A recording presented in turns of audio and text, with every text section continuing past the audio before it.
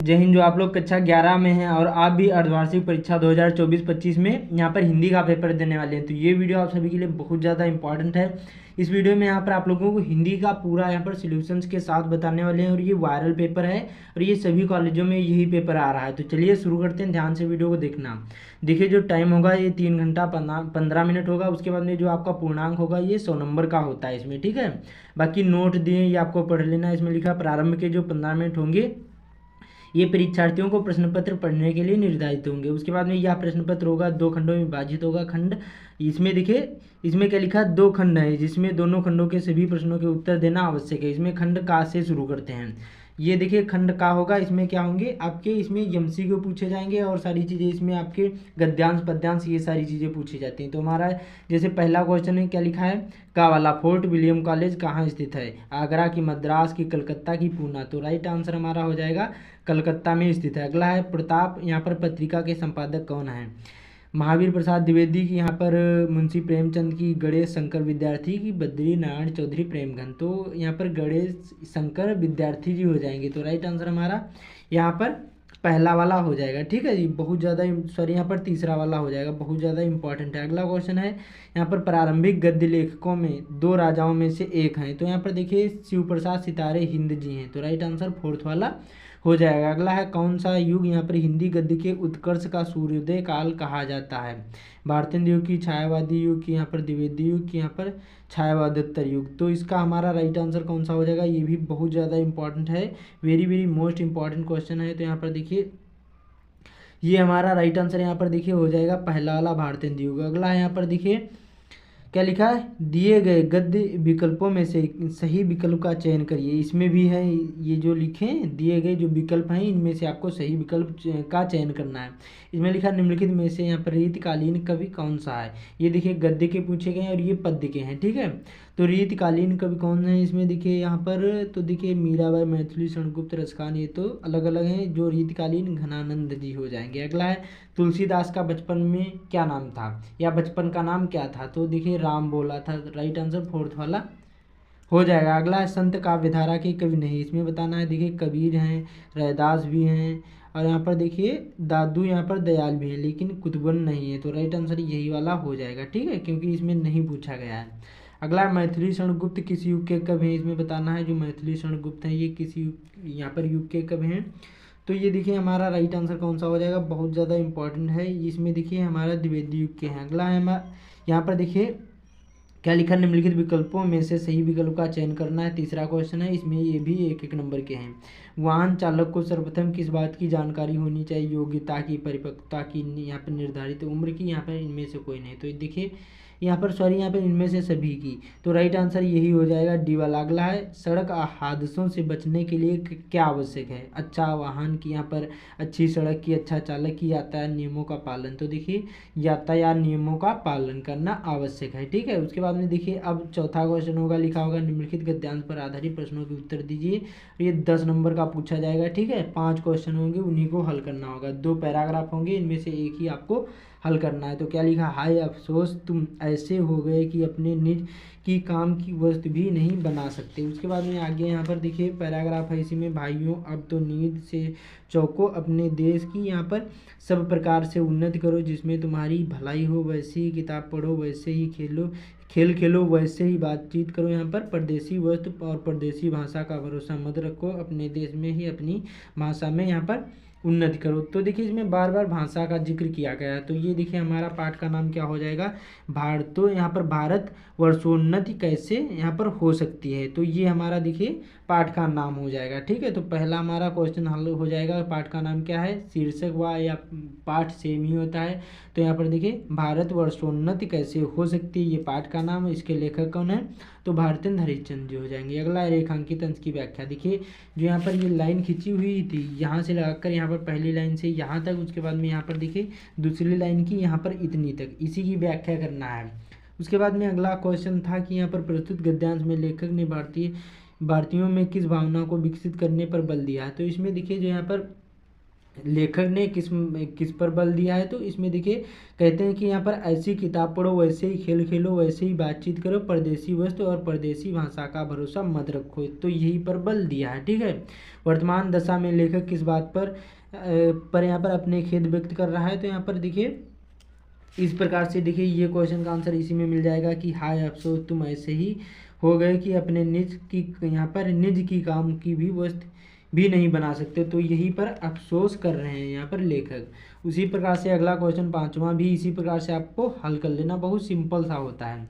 फिर दूसरा पैराग्राफ, मौन रूपी व्याख्यान की यहाँ पर महत्ता इतनी बलवती, इतनी अर्थवती और यहाँ पर इतनी प्रभाववती होती है। तो ये देखिए हमारा जो मातृभाषा इसमें दिया गया है, इसमें यहाँ पर देखिए तो ये हमारा देखिए कौन सा पाठ हो जाएगा, तो ये आचरण की सभ्यता हो जाएगा। क्या होगा, आचरण की सभ्यता। देखिए आचरण भी शब्द दे दिया गया, तो ये पाठ का नाम क्या हो जाएगा, आचरण की सभ्यता, और इसके लेखक कौन है, सरदार पूर्ण सिंह जी हो जाएंगे। अगला रेखांकित अंश की व्याख्या सेम वही करना है, लेकिन एक ही आपको करना है, अथवा का मतलब होता है एक ही पैराग्राफ आपको हल करना। वैसे ये जो क्वेश्चन है इसी पैराग्राफ को पढ़ करके ये दोनों यहाँ पर सभी क्वेश्चन के आंसर दे सकते हैं बड़ी आसानी से।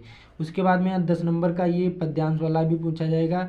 इसमें भी आपको 2 पूछे जाएंगे पैराग्राफ, इनमें से आपको एक ही करना है। क्या लिखा, हम ना मरे मरहि संसारा, और हम कु मिल्या यहाँ पर जियाव हारा। उसके बाद में लिखा है अब ना मरो मरने मन माना तेई मुए जिन राम न जाना। तो ये देखिए हमारा किस पाठ से लिया गया है, तो ये देखिए हमारा ये जो हमारा है देखिए यहाँ पर कबीर शब्द दे दिया गया, तो ये देखिए पदावली से लिया गया। किससे लिया गया, पदावली से नामक पाठ है ये। तो यहाँ पर शीर्षक क्या नाम है, तो यहाँ पर हो जाएगा यहाँ पर पदावली, और इसके कवि कौन है, तो यहाँ पर कबीरदास जी हो जाएंगे। ठीक है, तो ये हमारा हो जाएगा। उसी प्रकार से कबीर के अनुसार उनकी मृत्यु क्यों नहीं होगी, तो ये क्वेश्चन का आंसर इसी में मिल जाएगा। ये सारे क्वेश्चन ऐसे ही हल कर लेना। ठीक है, उसके बाद में अगला है यहाँ पर देखिए ये जो पैराग्राफ हमारा है ये हमारा है इससे भ्रमर गीत से, किससे, भ्रमर गीत से। ये हमारा इसके कवि कौन है, तो यहाँ पर भ्रमर गीत, इसके कवि कौन है, सूरदास जी हैं। ठीक है, तो आप लोग इसको भी आप लोग देख लेना, ये पैराग्राफ भी बहुत ज़्यादा इंपॉर्टेंट है। यही क्वेश्चन आपको हल करना है, लेकिन आपको एक ही करना है।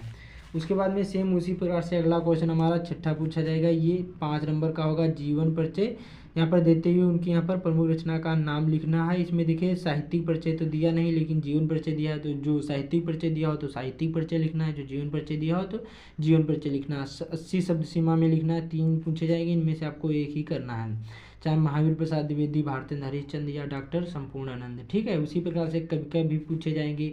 इसमें देखिए साहित्यिक परिचय दे दिया गया है, उसमें जीवन परिचय लिखा था, लेकिन इसमें साहित्यिक परिचय आपको देते हुए उनकी एक प्रमुख रचना का उल्लेख करना है। ये भी 80 शब्द सीमा में लिखना है। सूरदास करो, तुलसीदास या कबीरदास का, इनमें से कोई एक ही आपको करना है, ये ध्यान रखना है। 7 नंबर का उसके बाद में 7वां क्वेश्चन होगा, कथावस्तु की दृष्टि से प्रेमचंद की कहानी बलिदान की यहाँ पर समीक्षा कीजिए। ये भी 80 वर्ड में पूछा जाएगा, या अथवा करके आएगा। यहाँ पर देखिए आकाशदीप कहानी, यहाँ पर नायक प्रधान अथवा नायिका प्रधान, कहानी की नायिका चंपा का चरित्र चित्रण करना है। ठीक है, 5 नंबर का ये पूछा जाएगा।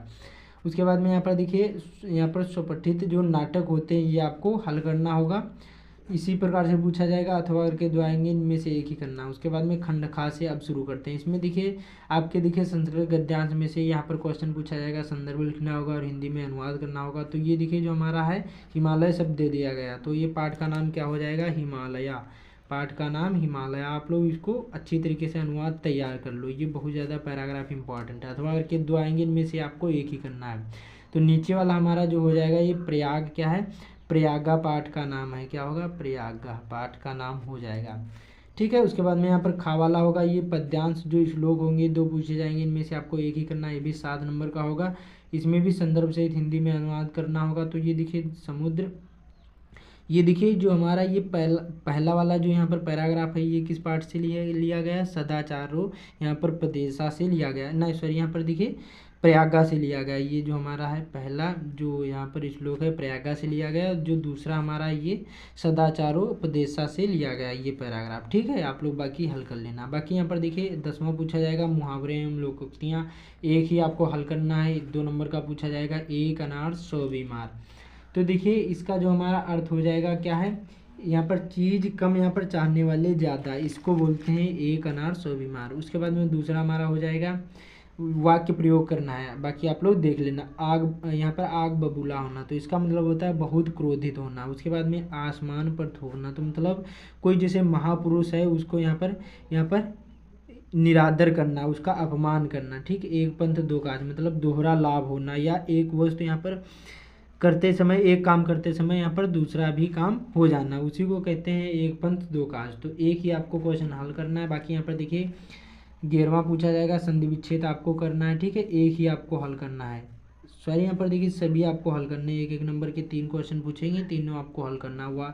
यहाँ पर वाचनालय का संधि विच्छेद होगा, तो यहाँ पर वाचन धन आलया होगा, तो राइट आंसर दूसरा वाला हो जाएगा। अगला है उपोषति का संधि विच्छेद होगा, उपधन औसत हो जाएगा, तो राइट आंसर ए वाला हो जाएगा। अगला है मात्राज्ञा का संधि विच्छेद, तो मात्र धन आज्ञा हो जाएगा, तो इसमें फोर्थ वाला राइट आंसर हो जाएगा। ठीक है, उसके बाद में यहाँ पर देखिए अगला हमारा क्वेश्चन है, यहाँ पर खा वाला लिखा है, दिए गए यहाँ पर शब्दों की विभक्ति और यहाँ पर वचन के अनुसार उपयुक्त विकल्प का चयन करना है। यहाँ पर भानुष को बताना है। आत्मना का देखिए हमारा हो जाएगा द्वितीय विभक्ति एक वचन हो जाएगा। ठीक है, उसके बाद में अगला यहाँ पर निम्नलिखित शब्दों, यहाँ पर शब्द युग्म का यहाँ पर सही अर्थ चुनकर आपको लिखना है। तो द्वीप और यहाँ पर द्वीप और द्वीप में आपको बताना है। तो इसमें देखिए द्वीप जो होता है हाथी होता है, और द्वीप जो होते हैं टापू होते हैं, तो राइट आंसर यहाँ पर दूसरा वाला हो जाएगा। अगला प्रसाद और प्रासाद, तो इसमें देखिए हमारा महल और कृपा हो जाएगी, तो राइट आंसर यहाँ पर शायद हमारा 12वें का यहाँ पर देखिए पहला वाला हो जाएगा, कृपा और महल हो जाएगा। ठीक है, उसके बाद में दूसरा नहीं पहला हो जाएगा। अगला है जड़ का अर्थ नहीं है, तो इसमें देखिए जड़ का जो अर्थ हो जाएगा पर्वत नहीं, बाकी अचेतन, मूर्ख, मूल, ये सभी होते हैं। अगला गिरा शब्द का सही अर्थ हो जाएगा, तो गिरा का अर्थ होता है वाणी, तो राइट आंसर यहाँ पर फोर्थ वाला हो जाएगा। अगला है जो पहले कभी ना हुआ उसको क्या बोलते हैं, अभूतपूर्व। ठीक है, जो दिखाई ना दे उसे क्या कहते हैं, यहाँ पर अदृश्य कहते हैं। अगला है यहाँ पर वर्तनी की दृष्टि से शुद्ध वाक्य है, तो इसमें शायद हमारा राइट आंसर हो जाएगा रमा बड़ी विद्वान, यहाँ पर विदुषी होगी, विद्वान नहीं, मुझे 100 रुपये देना, ये भी नहीं होगा, आपका आशीर्वाद चाहिए, या मेरा भविष्य उज्जवल है, तो ये शायद पहला वाला राइट आंसर हो जाएगा। अगला है ठंडा घड़े का पानी पिलाइए में शुद्ध वाक्य है, तो इसमें देखिए ठंडे घड़ा का पानी नहीं होता है, घड़े का ठंडा पानी होता है, तो इसमें राइट आंसर तीसरा वाला सही हो जाएगा। ठीक है, यही अशुद्ध है। उसके बाद में भयानक रस, शांत रस का उदाहरण सहित यहाँ पर परिभाषा लिखना होगा। 2 नंबर अनुप्रास अथवा यहाँ पर उत्प्रेक्षा अलंकार की परिभाषा देते हुए उदाहरण सहित आपको हल करना होगा, ये भी 2 नंबर का पूछा जाएगा, लेकिन एक ही आपको करना है। भयानक रस, शांत रस में से एक, अनुप्रास उत्प्रेक्षा में से एक करना है, चौपाई सोरठा में से आपको एक ही करना है। ठीक है, सभी नहीं करना है।